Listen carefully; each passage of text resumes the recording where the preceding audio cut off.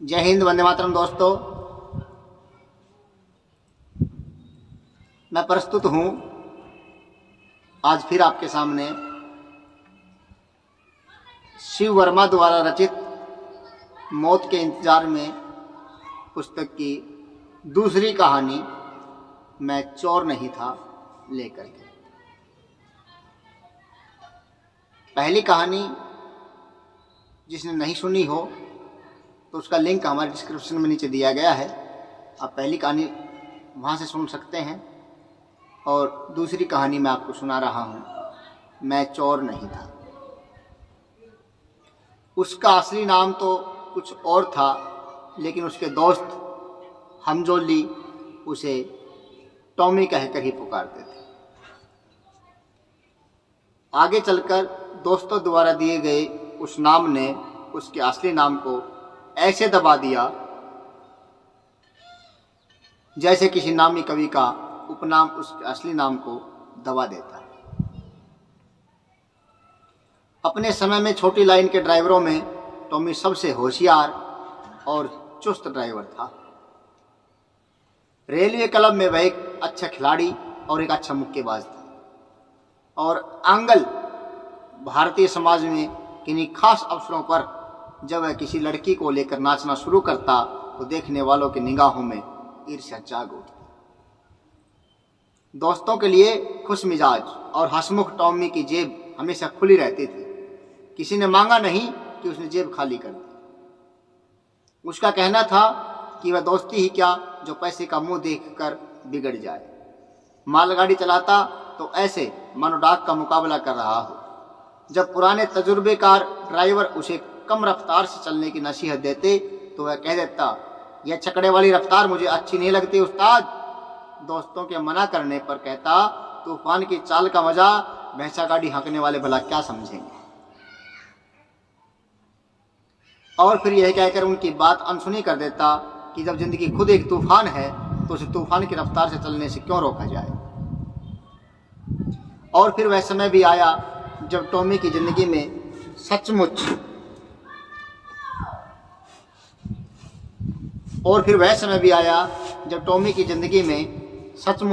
एक तूफान आ गया। हवा और पानी वाला तूफान नहीं, बल्कि वह तूफान जो हर नौजवान की जिंदगी में पहल आंखें चार होने पर आता है।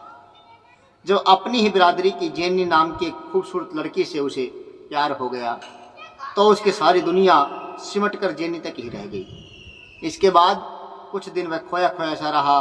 फिर उसने प्यार के गीत गुनगुनाए, जेनी की गली के चक्कर काटे और अंत में जब दोनों दिलों के तार एक स्वर पर आ गए तो एक दिन गिरजे में पादरी को साक्षी बनाकर उन्होंने अपने आप को एक दूसरे से बांध लिया। फिर हसीन घड़ियों ने मिलकर दिन बनाए, दिनों ने महीने पूरे किए और 12 महीने जब एक धागे में गुथ गए तो साल पूरा हो गया।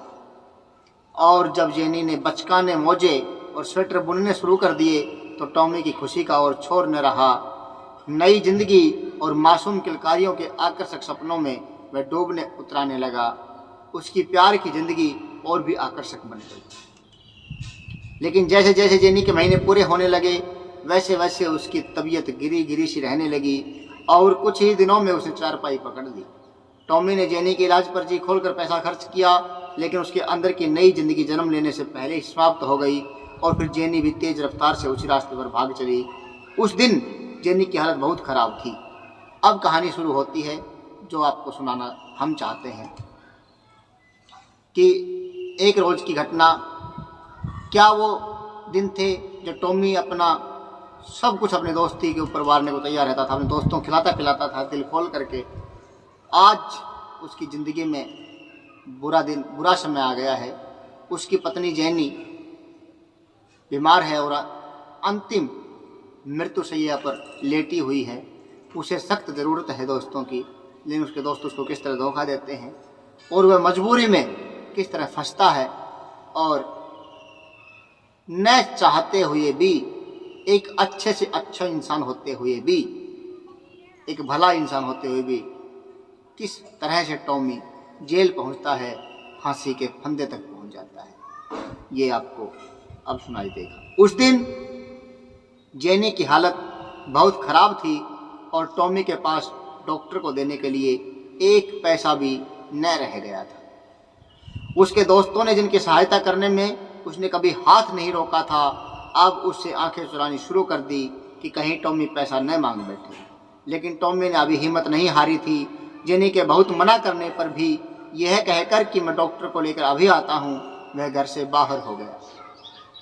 टॉमी के वापस आने के इंतजार में दरवाजे की तरफ निगाह गड़ाए जेनी चुपचाप पड़ी रही। दीवार पर टंगी घड़ी की बड़ी वाली सुई डायल के चक्कर पे चक्कर लगाती रही। घंटों पर घंटे बीतते गए पर टॉमी नहीं आया। दूसरे दिन पड़ोस के एक लड़के ने आकर खबर दी कि अंकल टॉमी साइकिल चुराने के अपराध में पकड़ लिए गए थे और अब पुलिस ने उन्हें जेल भेज दिया था। उस समाचार से जब टॉमी के वापस आने की आखिरी उम्मीद भी समाप्त हो गई तो जेनी की सांसों का तार भी टूट गया और उसने हमेशा के लिए आंखें बंद कर ली। दोस्तों, समाज जिस दिन से सृष्टि बनी है उस दिन से प्रेम विवाह के खिलाफ है और उसी दिन से, उसी पल से युवा दिलों में ये प्रेम पलता है, धड़कता है और कभी कभी परवान चढ़ता है। कहीं कहीं परवान चढ़ने से पहले ही हार जाता है, थक जाता है और कहीं कहीं परवान चढ़ता है। ये प्रेम रूपी पौधा उगता है और फल आने से पहले ही, जवान होने से पहले ही इस निर्दयी समाज के द्वारा काट दिया जाता है। टॉमी के साथ भी ऐसा ही हुआ। जेनी का प्यार, जेनी की सांस चल रही थी तब तक जब तक उसे उम्मीद थी कि टॉमी आएगा, लेकिन जैसे ही उसे ये खबर मिली कि टॉमी अब नहीं आएगा, उसकी सांस रुक गई। आप समझ सकते हैं कितना गहरा प्रेम रहा होगा। और ये कोई कल्पित कहानी नहीं है, ये वास्तविक कहानी है। मैं आपको बार बार कह रहा हूँ, ये कहानियाँ सुनाने का मेरा मकसद ही ये है कि वास्तविक कहानियाँ हैं, इसलिए आप समाज के चरित्र को, आप समाज की व्यवस्थाओं को, आप न्यायालय की व्यवस्थाओं को, आप पुलिस के रवैये को समझें। और जो लोग जेल तक पहुंच रहे हैं, जो लोग फांसी तक पहुंच रहे हैं, जो लोग बर्बाद हो रहे हैं, उनकी पीड़ा को, उनकी मजबूरी को आप समझ सकें, यही मकसद मेरा ये कहानियाँ आपको सुनाने का है। और इसलिए मैं कहता हूँ कि टॉमी और जेनी एक इतिहास है। ये केवल कहानी नहीं सुना रहा मैं आपको इतिहास सुना रहा हूँ, क्योंकि ये कहानियाँ सच है। ये रिकॉर्ड अगर आप चाहें तो उस जेल में जाकर के आज भी निकलवा सकते हैं। इसमें सब कुछ आपके सामने दिया गया है, इसमें तारीख दी गई है, इसमें नाम दिए गए हैं और वो बदले नहीं, घटना स्थल दिए गए हैं वो बदले नहीं। आप जानकारी हासिल कर सकते हैं, ये सच है। और किस तरह एक भला आदमी फांसी के फंदे पर पहुंचता है, किस तरह वो मजबूर होता है और मजबूरी में किसी की केवल साइकिल चुरा लेता है, जो एक सामान्य सी चीज़ है। एक साइकिल की कीमत की शराब लोग पी लेते हैं, लेकिन किसी के प्राण जा रहे हैं, उसको वो कीमत किसी को उधारी नहीं दे सकते। ऐसे समाज के लिए फिर प्रश्न किया जाता है कि आप क्या कर रहे हैं। उस समाज के लिए हम करें, उस समाज की निरर्थक परंपराओं के लिए फिर हम अपना जीवन झोंकें। मतलब मजबूर किसी को किया जाता है कि आपको यही करना पड़ेगा।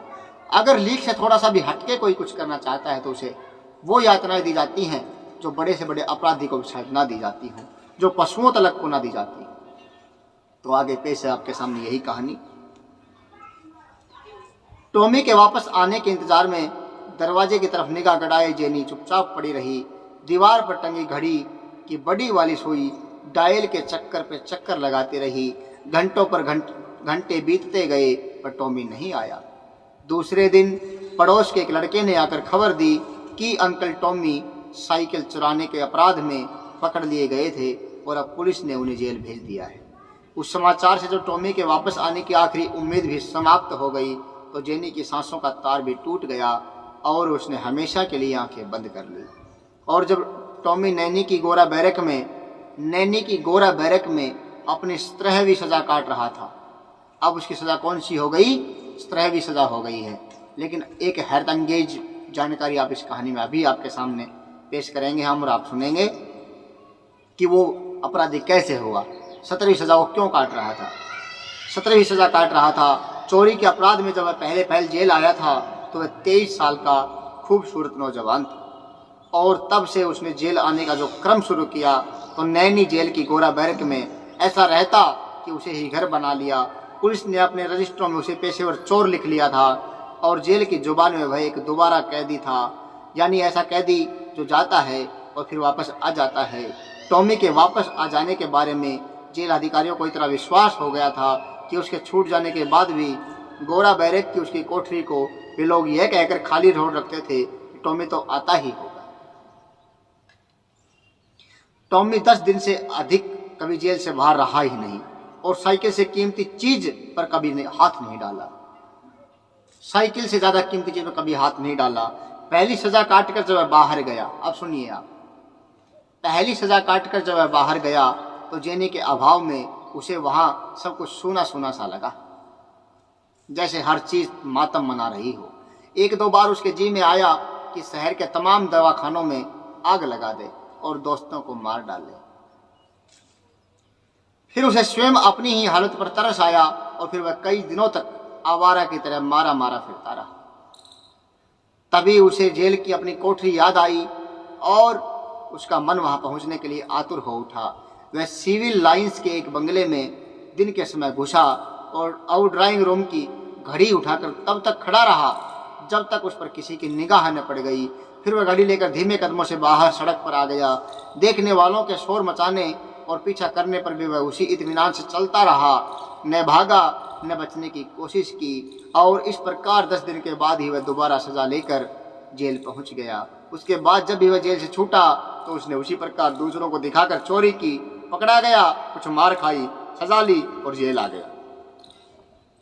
देख रहे हैं आप समाज के रवैये ने किस तरह उसको अपराधी बना दिया है, और किस तरह उसकी जिंदगी को खत्म कर दिया। उसके वो दोस्त जो उसे लूट करके खा गए, किस समय मौका आने पर उससे मुंह फेर लिया, और उसकी पत्नी, उसकी प्रेमिका जो साथ छोड़ गई, उसके वियोग में वो चोर नहीं था, लेकिन जेल जाने के लिए उसे दूसरों को दिखा करके वो चोरी करता था। कोई बचने का चांस की कोशिश नहीं करता था, बार बार उसे जेल जाना था, उसे अपनी ज़िंदगी वहीं तबाह करनी थी। वो नौछावर हुआ।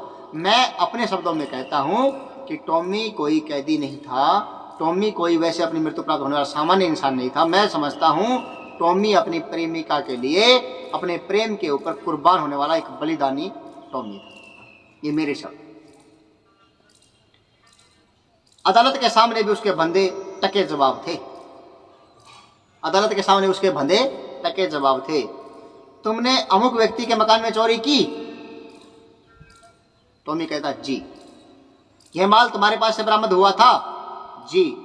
तुम्हें इससे पहले भी चोरी में सजा हो चुकी है? जी। अपनी सफाई में तुम्हें कुछ कहना है? जी नहीं। एक बार मेरा जी चाहता है आपको फिर ये सवाल जवाब सुना दूं। तुमने अमुक व्यक्ति के मकान में चोरी की? जी। यह माल तुम्हारे पास से बरामद हुआ था? जी। तुम्हें इससे पहले भी चोरी में सजा हो चुकी है? जी। अपनी सफाई में तुम्हें कुछ कहना है? जी नहीं।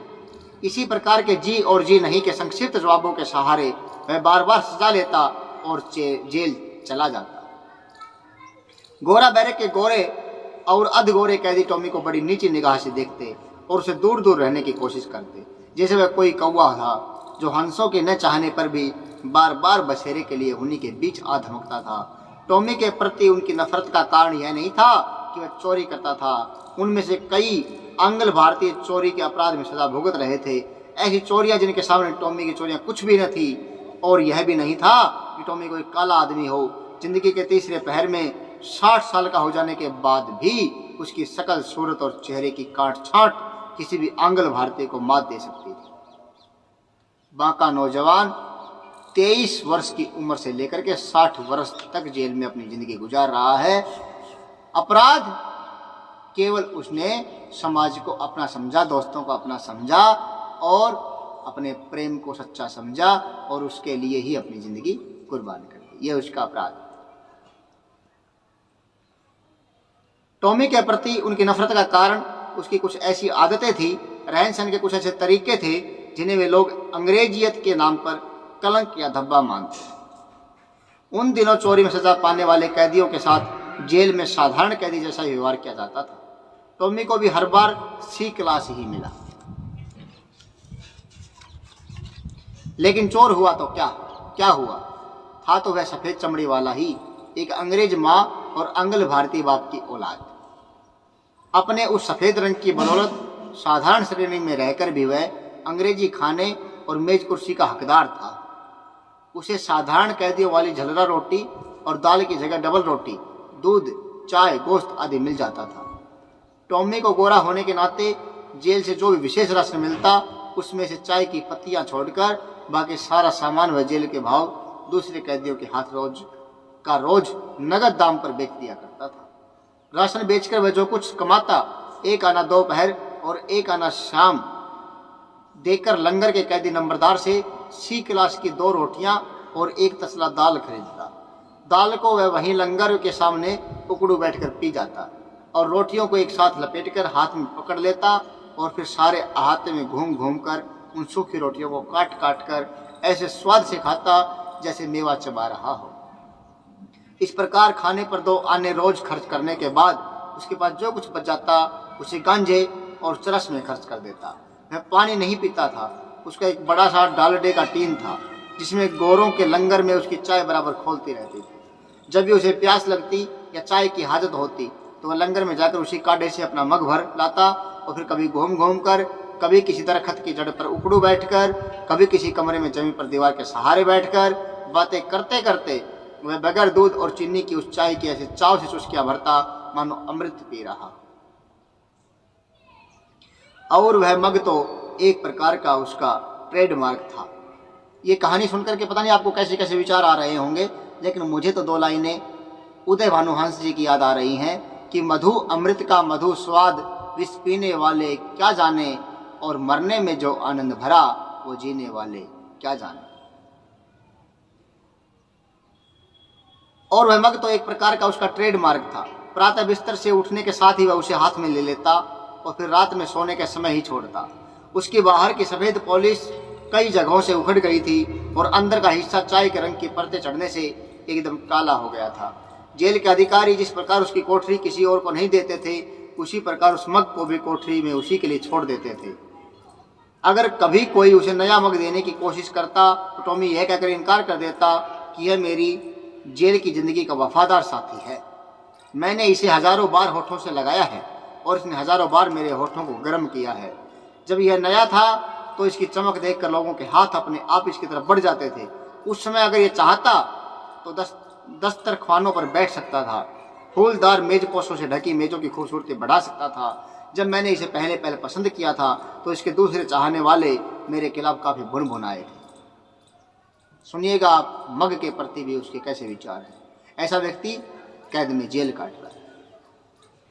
फिर कुछ दिन के इसके और मेरे साथ ने इसे दूसरों के बीच नफरत की चीज बना दिया और जब मेरी ही वजह से दूसरे लोग इसे देखकर नाक मुंह सिकोड़ने लगे हैं तो क्या मैं इसे अपने से सिर्फ इसलिए जुदा कर दूं कि वक्त ने इसे मेरी ही तरह बदसूरत बना दिया है। मेरी ही तरह। टॉमी को कभी किसी ने नहाते भी नहीं देखा था। उसके शरीर से एक अजीब तरह की दुर्गंध आती रहती थी जो गर्मियों में इतनी बढ़ जाती थी कि कभी कभी उसके पास से निकलने तक में थोड़ी देर के लिए सांस रोकनी पड़ती। उसके पास खूबसूरत फ्रेम में सजी ईसा मसीह की एक तस्वीर थी जिसके पीछे की तरफ उसने किसी लड़की का फोटो शीशे से मंडवा लिया था। वह तस्वीर उसकी चारपाई के पास मेज पर दीवार के सहारे टिकी रहती और जब टॉमी कमरे में रहता तब तक के लिए ईसा मसीह दीवार की तरफ चले जाते और हसीन लड़की सामने खड़ी मुस्कुराती रहती और जब वह कमरे से बाहर चलने लगता तो लड़की दीवार की तरफ चली जाती और ईसा मसीह सामने हो जाते। जैसे टॉमी की गैर हाजिरी में लड़की पर पहरा दे रहे हों। निजी संपत्ति के नाम पर टॉमी के पास वह तस्वीर भर रह गई थी जिसे उसने किसी भी समय अपने से अलग नहीं होने दिया था। न चोरी के लिए जाते समय, न अदालत में, न जेल में। दरअसल टॉमी के निकट ईसा मसीह की तस्वीर का उतना मूल्य ही था जितना लड़की के फोटो का। ईसा मसीह की फोटो से उसे कोई मतलब नहीं था, उसे उस लड़की की फोटो से मतलब था। ईसा मसीह तो सिर्फ लड़की के लिए सहारा भर थे कि कोई अधिकारी टॉमी के पास से उसे ले न सके, कोई अधिकारी उसे छीन न सके। आमतौर पर लोग टॉमी के कमरे में बहुत कम जाते थे, जाता भी कौन उस गंदे और बदबूदार कमरे में। लेकिन एक दिन जब उसका पड़ोसी कैदी किसी काम से उसके कमरे में घुसा तो ईसा मसीह की जगह लड़की को देखकर अवाक रह गया। उसने सोचा शायद टॉमी ने ईसा मसीह की तस्वीर निकालकर उसकी जगह हसीन लड़की को दे दी है। वह व्यंग्य में कुछ कहना चाहता था, लेकिन टॉमी की गंभीर और उदास मुद्रा देखकर चुप रह गया। टॉमी उस समय तस्वीर पर फूल चढ़ा रहा था। यह किसकी फोटो है टॉमी? स्टूल खींचकर बैठते हुए पड़ोसी ने पूछा। प्रश्न सुनकर उसकी उदासी और घनी हो गई और वह दीवार का सहारा लेकर उकड़ू बैठ गया। चारपाई या कुर्सी पर बैठने के बजाय वह उसी तरह जमीन पर बैठना अधिक पसंद करता था। जब वह काफी देर तक नहीं बोला तो पड़ोसी ने तो अब भी स्टूल पर उसी तरह बैठा था उसका नाम लेकर फिर पुकारा। अपना नाम सुनकर टॉमी ऐसे चौंका जैसे किसी ने उसे सोने से जगा दिया हो। उसने पड़ोसी की आंखों में आंखें डालकर गौर से देखा, कुछ देर खामोश रहा, फिर आहिस्ते से बोला, यह मेरी जेनी है। समाज ने बड़ी निष्ठुरता के साथ ऐसे समय पर मुझे इससे जुदा कर दिया था जब वह अपने आप पानी उठाकर भी नहीं पी सकती थी। उसने मुझे उसकी कब्र पर मिट्टी डालने का भी मौका नहीं दिया। उस समय जी में आया था कि जहर खाकर मैं भी उसी के पास चला जाऊं, लेकिन बचपन में पादरियों से सुना था कि आत्महत्या पाप है और आत्महत्या करने वालों को भगवान नरक में ही जगह देता है और जेनी गई होगी स्वर्ग में। अति हो गई है। आप देखना कि आत्महत्या करने, मैं आत्महत्या इसलिए नहीं, नरक से नहीं डरता हो, वो इसी से डरता है कि जेनी उसे कहाँ मिलेगी और जेनी गई होगी स्वर्ग में, इसलिए उसे जेनी के पास जाना है, नरक में नहीं जाना, क्योंकि नरक में जेनी नहीं मिलेगी, वरना उसे नरक से कोई परहेज नहीं है। नरक जैसी उसने अपनी जिंदगी बना ली है। जेनी गई होगी स्वर्ग में, यही सोचकर मैंने जहर नहीं खाया। फिर कुछ रुक कर बोला, जेनी को खोकर भी मैं समाज में काम का आदमी बन सकता था, बनना भी चाहता था। लेकिन जब मैं पहली सजा काट कर जेल से छूटा तो मैंने देखा कि तब समाज को मेरी ज़रूरत नहीं रह गई थी, क्योंकि उसके निगाह में मैं दागी हो गया था। मैं चोर नहीं था, फिर भी मेरे दोस्तों और नज़दीकियों ने मुझे देखकर मुंह घुमाना शुरू कर दिया। मुझे लगा कि जैसे हर कोई मेरी ही तरफ घूरता है और जब मैं उसकी तरफ देखने की कोशिश करता हूँ तो वह मुंह घुमा लेता है। मैं होटल में खाने बैठा तो ऐसा लगा कि जैसे बैरे से लेकर दूसरे खाना खाने वाले तक सब मेरी तरफ देख रहे हैं। मैं जिस किसी को आपस में आहिस्ते से बातें करते देखता तो लगता वे मेरे ही बारे में बातें कर रहे हैं, जैसे एक दूसरे से पूछ रहे हों, तुमने चोर देखा है? उस वातावरण में जब खाने का हर कोर मेरे गले में अटकने लगा तो मैं खाना छोड़कर उठ पड़ा। सामने से मेरा एक नज़दीकी जा रहा था, उसे देखकर मैं रुक गया। जेनी की मृत्यु पर सहानुभूति के 2 शब्द कहने के बजाय उसने चोरी के लिए मुझे धिक्कारना आरंभ कर दिया। मेरे जी में आया कि उसके मुंह पर थूक दूं, लेकिन वैसा न करके मैंने उसकी अवहेलना करना ही उचित समझा। उसे बकता छोड़कर मैं पास के एक पार्क में चला गया।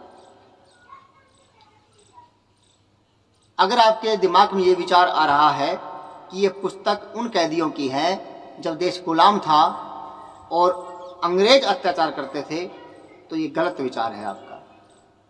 मैं पूरी व्यवस्था के खिलाफ आपको ये कहानियाँ सुना रहा हूँ। इसमें ना अंग्रेजी व्यवस्था की बात कर रहा हूँ ना भारतीय व्यवस्था की, मैं बात कर रहा हूँ न्याय व्यवस्था की जो वर्तमान में है, जो न्यायालय बने हुए हैं।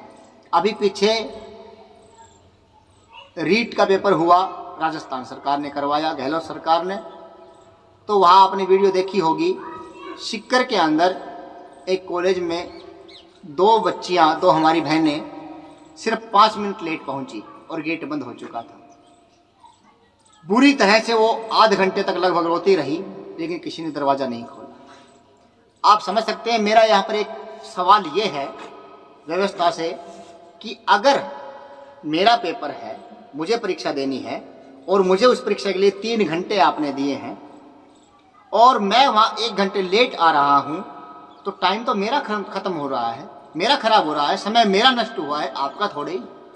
मैं जितना याद करके आया हूँ, मुझे पूरा पेपर करना है 3 घंटे में। आप कहते हैं कि 3 घंटे में पेपर पूरा होगा, आपने 3 घंटे मुझे दे रखे हैं और मैं 3 घंटे के बजाय वहाँ 2 घंटे पेपर देता हूँ, तो नुकसान तो मेरा हो रहा है, आपका उसमें क्या जाता है।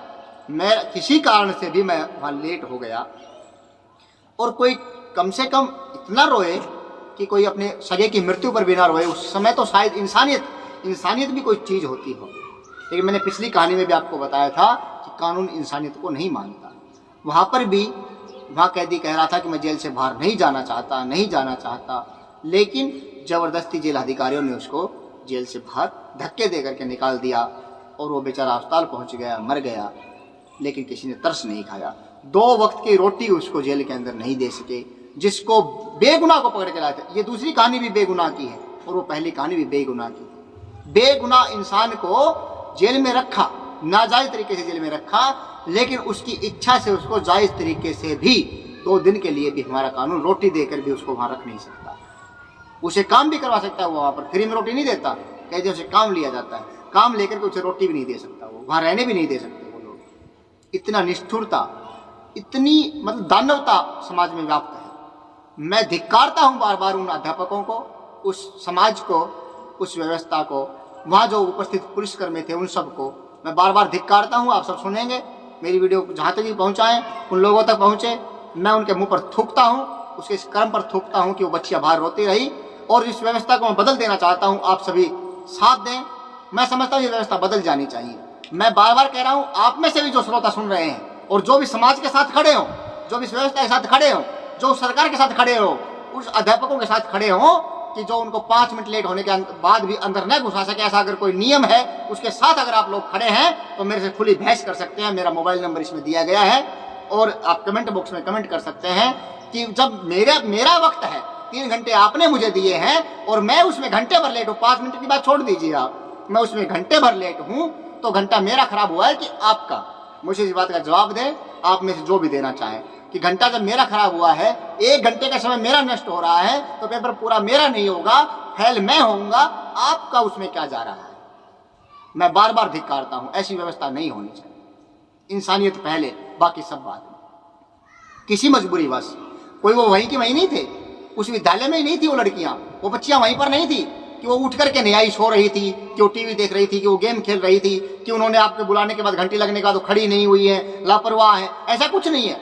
आपने ही अपने स्वार्थपरता के तहत, स्वार्थी होकर के अपने खजाने भरने के लिए, टैक्स के लिए, आपने ही उसको 100, 200, 200, 400, 1,000 किलोमीटर दूर से आपने उनको बुलाया है, उनके सेंटर इतनी दूर दिए हैं और फिर जाम लगवाए हैं, जगह जगह आपने टोल टैक्स बनवाए हैं, जगह जगह आपने ब्रेकर बनवाए हैं, जगह जगह आपने चेक पोस्ट लगवाए हैं, वहां पर उनकी चेकिंग होती है और उसमें वो रुक जाती है, वहां पर वो लेट हो जाती है। इसमें उनकी कोई गलती नहीं है, किसी की कोई गलती नहीं, जो पहुंच गए उनका कोई योगदान नहीं है, जो नहीं पहुंचे उनकी कोई गलती नहीं है। हाँ, अगर वो घंटे 2 घंटे लेट आते तो भी कोई बात, 5 मिनट कोई बड़ी चीज नहीं थी। 5 मिनट तो आदमी को कहीं भी कांटा चुभ जाए तो 5 मिनट लग जाए, और कांटा चुभने में उसकी कोई गलती नहीं है। वो किसी अमीर माँ बाप की लड़कियां नहीं है। ऐसे ऐसे आप सब बच्चे जो भर्ती देख रहे हैं, आप जानते हैं, ऐसे ऐसे कितने हमारे भाई हैं, कितने साथी हैं, कितने दोस्त हैं जिनके पास किराए के पैसे नहीं होते हैं, फार्म भरने के पैसे नहीं होते हैं, जिनकी माँ कहीं पोछा लगा करके, किसी के बर्तन भांडे धो करके, किसी के साथ भीख मांग करके, किसी तरह अपने मेरा बच्चा कामयाब हो जाएगा, किसी के पैर पकड़ के, मिन्नतें करके, ब्याज पैसे लेकर के किसी तरह फार्म भरवाते हैं, किसी तरह से आपको वहाँ टेस्ट देने के लिए भेजते हैं, फिर आप वहाँ जाते हैं और किराए के पैसे भी नहीं होते हैं, फिर वहाँ जाने के बाद आपके साथ ऐसा बर्ताव होता है। क्या है, सरकार को जो अपनी पुलिस पर भरोसा नहीं है, अपने प्रशासन में भरोसा नहीं है, तो पेपर किस लिए करवा रहे हैं आप? अगर आपको भरोसा नहीं है कि पुलिस, अगर आप लोकल में, मतलब मैं महेंद्रगढ़ जिले का हूं और महेंद्रगढ़ जिले में अगर आप मेरा सेंटर देते हैं तो वहां पर अगर मेरी नकल हो सकती है क्योंकि मैं लोकल हूं, तो फिर जब यहाँ की पुलिस बिकाऊ है, आपको भरोसा नहीं यहाँ के अध्यापकों पर, यहाँ की पुलिस पर, यहाँ के प्रशासन पर, तो राजस्थान में आपको भरोसा कैसे है? और फिर इतनी दूर सेंटर देने के बाद कौन से आपने बचा ली नकल, कौन सी नहीं की आपने, फिर भी तो पेपर कैंसिल कर दिया, फिर भी तो आपका पेपर लीक हो गया, फिर उसका जुर्माना कौन भुगतेगा? वो उस माँ का कर्जा कौन उतारेगा जिसने जमींदारों का शोषण सहन किया है, जिसको जमींदार रोज धमकाता है, जिसके शरीर को नोचने के लिए तैयार रहता है, जिसकी जवानी को खा जाने के लिए जो तैयार रहता है, उस पैसे के बदले में जो उसने अपने बेटे की पढ़ाई के ऊपर खर्च किया है, जो उसने अपने बेटे के टेस्ट देने के लिए किराए पर खर्च किया है, जो उसने अपने बेटे का फार्म भरवाने के लिए कि किसी तरह हमारे अच्छे दिन आ जाए, किसी तरह दुख के दिन कट जाए, जिस माँ ने मजबूर होकर के पता नहीं कितना शोषण सहन कर लिया, कितनी शोषित हो रही हैं, ऐसी माओं के लालों का उनका कर्जा कौन उतारेगा? आपने तो 1 मिनट में कह दिया जनाब, आपने तो 1 मिनट में कह दिया, 1 सेकंड लगी आपको तो पेपर लीक हो गया और कैंसिल हो गया, अगली तारीख बता दी जाएगी। आपने 3 साल पेपर नहीं करवाया, और जो 3 साल तक बच्चे बैठे रहे, जो हरासमेंट हुआ उनका, जिन्होंने तैयारी कर रखी थी आपने कैंसिल कर दिया, उनका जो हरासमेंट हुआ, वो हरासमेंट का केस आपके ऊपर क्यों नहीं लगता? वो जो बच्चियां वहां पर रो रही थी, उनका जो वहां पर शोषण हुआ, वैसे तो मानसिक शोषण किसी का कर दे, अगर पिताजी भी, सगा बाप भी अगर बेटे को पीटता है और उसकी वीडियो बना के आपके पास ले जाएं और केस करवाएं, तो आप उस बाप को उठाकर जेल में डाल देंगे कि आपने बच्चे को शारीरिक और मानसिक दंड दिया है, आपने उसका हरासमेंट किया है। और वो बच्चियां जो 1 घंटे तक वहां रोती रही, आपके सामने, मीडिया के सामने रोती रही, और पता नहीं कितने दिन तक रोती रहेंगी, जिनके जीवन का सवाल था, उनका जो हरासमेंट हुआ। और जो बच्चे वहां से मुश्किल से किराया भाड़ा किसी का लेकर के गए थे, और जो वैसे भी तो दुखी होकर के गए हैं, जिन्होंने तैयारियां की हैं कई महीनों तक, सालों तक, और उनका आपने कह दिया कैंसिल हो गया। उनका जो हरासमेंट हुआ, उसका गुनहगार कौन है, उसका जिम्मेदार कौन है, उसका जवाब कौन देगा? ये ज्वलंत मुद्दे हैं और अब इनके ऊपर बात होनी चाहिए। बहुत समय हो गया ये व्यवस्थाएं आप झेलते हुए, बहुत सो चुके हैं आप। अब इस सरकारों के खिलाफ आपको लड़ना पड़ेगा, आपको बिल्कुल लड़ाई लड़नी पड़ेगी अपने अधिकारों की। एक बार पुनः आपको देश आजाद करवाना पड़ेगा अपने ही गौरव से, जो अपने ही देश के हैं। मैं किसी भी पार्टी के विशेष का नाम नहीं ले रहा हूं, मैं सबकी बात कर रहा हूं। मैं सिर्फ गहलोत की बात नहीं कर रहा, मैं खट्टर की भी बात कर रहा हूं, उसने भी तो पेपर कैंसिल करवा दिया। अच्छा, अब ये एक बात और मैं आपको कह दूं कि पेपर मेरे पास रखे हैं, एग्जाम प्रश्न पत्र जो है वो मेरे पास है। मान लीजिए मैं अधिकारी हूं और मेरे पास से किसी दूसरे के पास जाना है, फिर वहां से तीसरे के पास जाकर एक चेन है, वो कॉलेजों में पहुंचना है, और वो पेपर लीक हो जाता है। अच्छा, आपने कैसे पकड़ा उसको लीक हो गया? आपने किसी बच्चे को नकल करते पकड़ लिया, या उसके आंसर शीट बनाते पकड़ लिया, या उसके व्हाट्सएप को पकड़ लिया, या उसके मोबाइल नंबर पे रिकॉर्डिंग थी उसको पकड़ लिया, आपने उसको पकड़ लिया। जनाब, आपको पता लग गया आप पेपर लीक हो चुका है, तो आप क्या करते हैं? उस बच्चे को उठा करके जेल ले जाते हैं, उसका रिमांड लेते हैं, उसे पूछते हैं किस किस से बातें हुई, कैसे कैसे हुई, फिर उनको उठाते हैं, फिर उनको रिमांड लेते हैं, उनको पीटते हैं। तब तक ये मुद्दा मीडिया में चलता है, फिर जब तक अधिकारियों तक बात पहुंचती है, क्योंकि पेपर कोई उसके पास थोड़ी रखा था, पेपर ना तो उस लड़के के पास था, पेपर ना उससे पैसे लेने वाले के पास था, वो जो गांव का व्यक्ति जो भी है, जो उससे पैसे लेता है, ना उसके पास था, उसके घर में तो बना नहीं था। पेपर तो आपने बनाया था, आपके अधिकारियों ने बनाया था, आपके प्रशासन ने बनाया था। पेपर तो वहां तिजोरी में रखा था, ताले में बंद था, पेपर तो वहां से जाना था, पेपर लीक तो वहां से हुआ है। लेकिन वहां तक जब बात जाती है 4-5 दिन में, 6 दिन में, 7 दिन में, 10 दिन में, तो आपका मुद्दा शांत हो जाता है सर। तब तक वो समझ में नहीं आता कौन पकड़ा गया, किसका क्या। जेल होती है तो केवल बच्चों तक की होती है, केवल जो लोकल व्यक्ति होते हैं उनकी होती है। मैं कहता हूं आप वहां से क्यों तफ्तीश शुरू करते हैं? आप इंक्वायरी वहां से शुरू क्यों करते हैं जहां से वो पेपर पहुंच चुका है? अरे पहुंचने के बाद तो मजबूर बच्चा पेपर को लेगा ही। आप में से कौन ऐसा है, आप मुझे बताइए ना, आप में से कौन ऐसा है कि जब आपको कोई ये कहेगा कि भाई ऐसा कर्ण कौन सा पैदा हो गया जिसको आकर के सर्फ ये कहे कि मेरे को आप एक बार तेरे पे बैठने दीजिए और मैं अर्जुन का अभिवाद कर दूंगा, और कर्ण कहे कि मुझे सांपों के साथ समझौता नहीं करना है। ऐसा कौन कर्ण पैदा हो गया आप में से? आपको कोई कहेगा कि आप ये कर लीजिए, चलो पेपर तो आया हुआ है आप कर लीजिए, तो जब पेपर मिल रहा है तो कौन मना करेगा? किसने नकल नहीं करी? आप में से कोई मुझे बताए कौन सा विधायक ऐसा जिसने नकल ना की हो जीवन में? कौन सा IAS AS कोई भी अधिकारी कौन सा ऐसा जिसने जीवन में कभी नकल ना की हो? बचपन में कभी नकल ना की, पढ़ते समय स्कूल में कभी नकल ना की हो, आपस में की हो या लेके नहीं गए हो? नकल तो सब करते हैं, किसने नकल नहीं की? सब नकल करें। जब मौका मिल गया, किसी ने बताया भाई पेपर मिल रहा है, तो किसी ने बेचारे जमीन बेच करके, किसी ने कर्जा ले करके, किसी ने हाथ पग जोड़ करके, भाई बंदा अपना भाईचारा निभा करके, किसी तरह भी अपने दोस्तों से किसी तरह पेपर ले लिया। लेना पड़ेगा, क्यों? अगर नहीं लेगा तुझे पता है ना, फिर वो जिन्होंने ले लिया है वो पास हो जाएंगे, वो बर्बाद हो जाएंगे। उसने ले लिया, उसका कौन सा कसूर हो गया? भाई आपने गुड़ डाल दिया, मक्खियां आ रही हैं, आपने गुड़ डाल दिया, मक्खियां आ रही हैं, लेकिन आप क्या करें? पहले टुकड़े डाल रहे हैं, फिर लकड़ी लेके बैठे हैं, कुत्ता आएगा, फिर उस कुत्ते को पकड़ेंगे, फिर उसको पीटेंगे।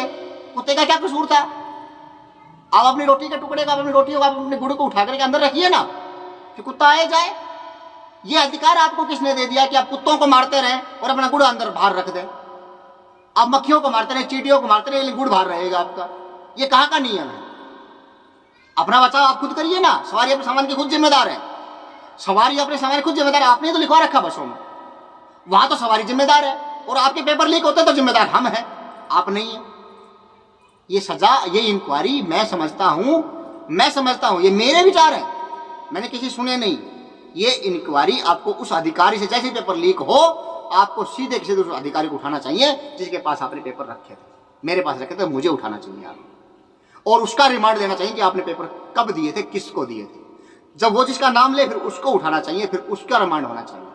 जिस दिन वो पकड़े जाएंगे उस दिन ये चोरी रुक जाएगी, ये नकल रुक जाएगी और आम जनता का शोषण भी रुक जाएगा, उस दिन रुक जाएगा। क्यों? क्योंकि वो ऐसा करेंगे ही नहीं, वो ऐसा करेंगे। लेकिन जब तक आप उनको नहीं पकड़ेंगे, वो पैसे, उनको पैसे मिल चुके हैं सर, उनको करोड़ों में जो चप्पल बिकी है, लाखों में जो चप्पल बिकी है, उन चप्पलों के पैसे मिल चुके हैं उनको। और जो गरीब बच्चा आपने पकड़ लिया उसके 2-4 लाख रुपए तो उन्होंने ले लिए जो उसके पास थे नहीं, फिर उसको आपने पकड़ लिया, उसके पास अब पैसे हैं नहीं, तो वो तो फिर किसी के हाथ में जोड़ के कर्जे लेकर के फिर पैसा लेकर के आपकी छाती में मारेगा, आपको रिश्वत देगा या आपकी कानून की लड़ाई लड़ेगा तो वकीलों को देगा, तब वो लड़ाई लड़ेगा। उसका तो ये, उसकी हालत तो ये है, उसकी परिस्थिति ऐसी है। और जिस अधिकारी ने उससे लाखों रुपए ले लिए हैं वो तो उन लाखों रुपए से ही केस लड़ लेगा, या तो आपको खरीद लेगा या आपकी कानून व्यवस्था को खरीद लेगा किसी भी तरह से, या उसका परिवार उस पैसे चल जाएगा, उसे दिक्कत नहीं आने वाली, इसलिए उसे कोई भय नहीं है। मर तो वो गया बेचारा, आम जनता मर गई, आपका क्या है सर? तो ये व्यवस्था तब भी ऐसी थी, अब भी ऐसी है। इसमें ना किसी अंग्रेजी सरकार का हाथ विशेषता है, ना इसमें भारतीय सरकार है, ना इसमें कांग्रेस सरकार है, ना इसमें बीजेपी सरकार है, ना कोई अन्य सरकार है। किसी की मैं विशेष रूप से किसी की बात नहीं करता है, मैं सबके ऊपर प्रश्न चिन्ह लगाता हूं कि ऐसा नहीं होना चाहिए और ये गलत है, गलत है, गलत है। फिर चलते हैं कहानी की तरफ।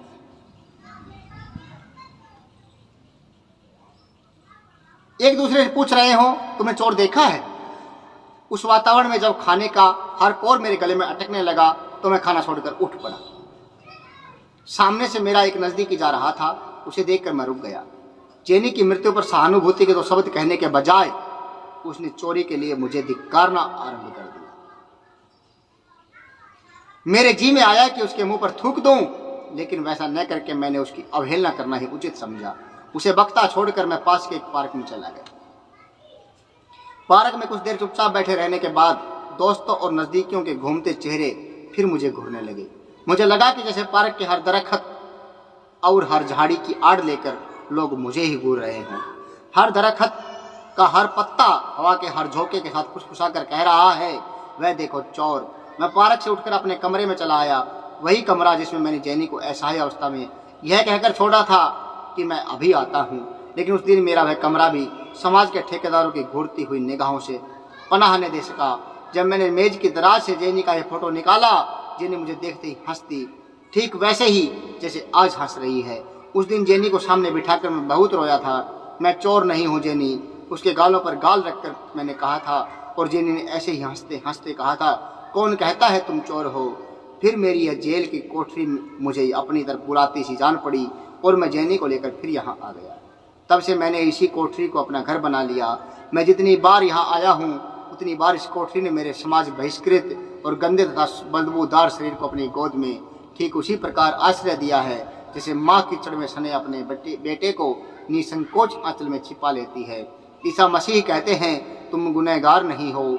जेनी कहती है तुम चोर नहीं हो। मेरी यह कोठरी कहती है तुम गंदे नहीं हो। यह बूढ़ा मर्द कहता है तुम बेवफा नहीं हो। और मैं कहता हूँ कि इन 4 से अलग मेरी कोई दुनिया नहीं है। और तुम्हारे ये गांजा चरस? सामने बैठे कैदी ने पूछा। वह तो गम भुलाने का साधन मात्र है दोस्त, वैसे मैं नशेबाज भी नहीं था। यह कहकर टॉमी खड़ा हो गया। पड़ोसी ने आगे बढ़कर उसके बदबूदार जिस्म को बाहों में कस लिया। तुम चोर नहीं साधक हो टॉमी, कहते हुए उसने उसका मुंह चूम लिया। चलो बाहर चलें, कहकर टॉमी ने उल्टे हाथ से दोनों आंखें पोंछ ली। जेनी दीवार की तरफ चली गई। ईसा मसीह सामने आकर उस पर पहरा देने लगे और टॉमी सामने वाले नल पर ठंडे पानी से अपनी आंखों पर छींटे लगाने लगा। ये थी मैं चोर नहीं था कहानी, शिव वर्मा द्वारा रचित मौत के इंतजार में पुस्तक की दूसरी कहानी। आपको कैसी लगी कमेंट बॉक्स में लिखें, और आगे की कहानियाँ सुनना चाहें तो आप कमेंट बॉक्स में लिखें। अगर आप न सुनना चाहें तो हम नहीं सुनाएंगे। जय हिंद, जय भारत।